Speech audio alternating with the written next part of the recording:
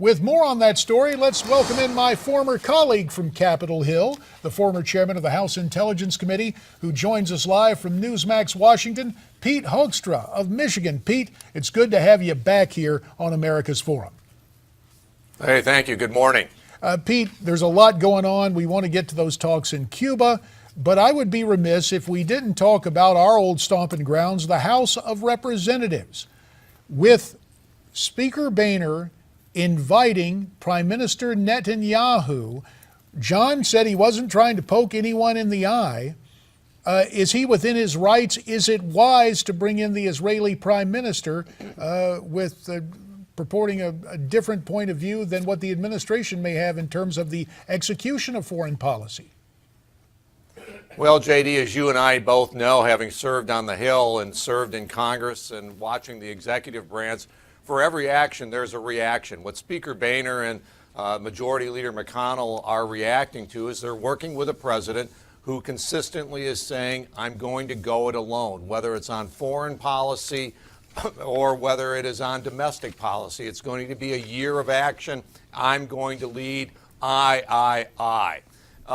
And, you know, what you're now seeing is the Speaker and the Majority Leader saying, well, that's fine, Mr. President, but we have tools in our toolbox as well that we can use to make sure that in this division of government that Congress and the legislative branch also has the opportunity to have its say. That is what Speaker Boehner and the Majority Leader are doing by inviting Netanyahu to come and address Congress, saying, Mr. President, you're going your way. You're not involving us. We have this tool, and we're going to use it. Pete, how likely do you think it is that he'll actually accept that invitation? Oh, I think it's very likely that he will accept. It's a huge honor. He's been there a couple of times before, but more importantly, it's the policy. This is an existential threat to Israel.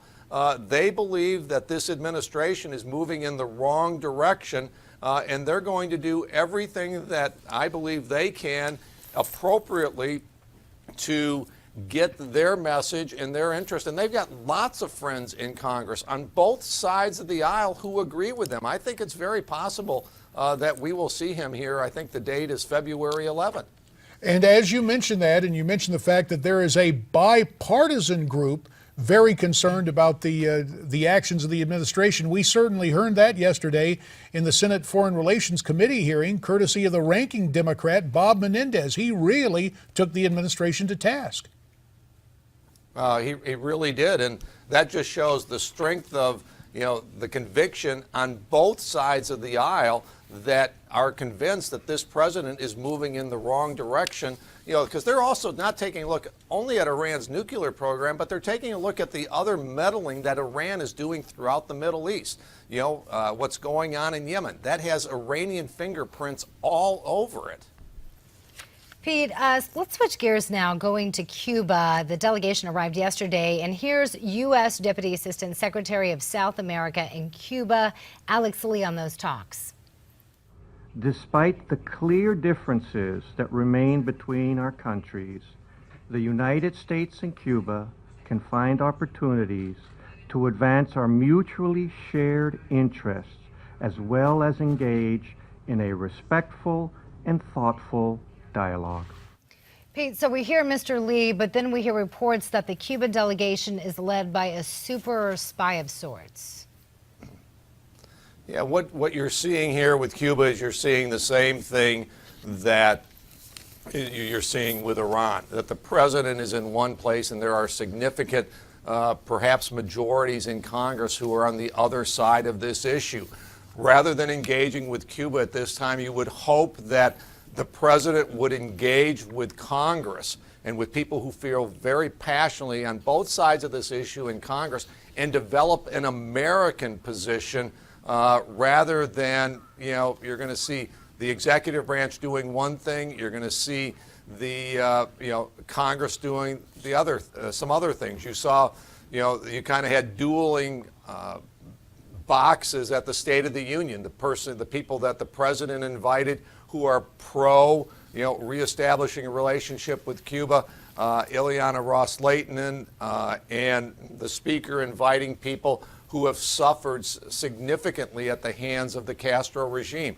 Let's work it out domestically, internally, before we go out and engage internationally. Pete, you mentioned our former colleague Ileana Ross-Lehtinen of Florida. Here is what she had to say about this entire situation. This president has not asked for democracy, for liberty, for freedom for political prisoners, for the rule of law, nothing. Raul Castro has had to do nothing in order to get everything, including diplomatic recognition. Now he wants an embassy. So, Pete, do you think that embassy is a foregone conclusion? No, I don't think it is, because this is why it's going to be so hard. I would think the Cubans and even the Iranians, when they're looking at negotiating with this administration, what they're seeing is, how do we negotiate with an administration that is facing such hostility from the legislative branch? So, it's going to be very interesting to see how this plays out.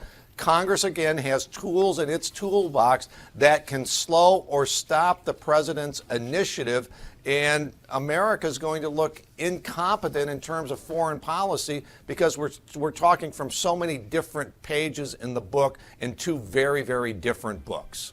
And we should point out that it appears now a date has been solidified for the visit of Prime Minister Netanyahu to Capitol Hill to speak to Congress. It now appears that will take place on March 3rd.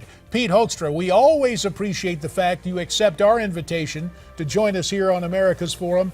We will have you back very soon, and we'll continue following this Newsmax Now update.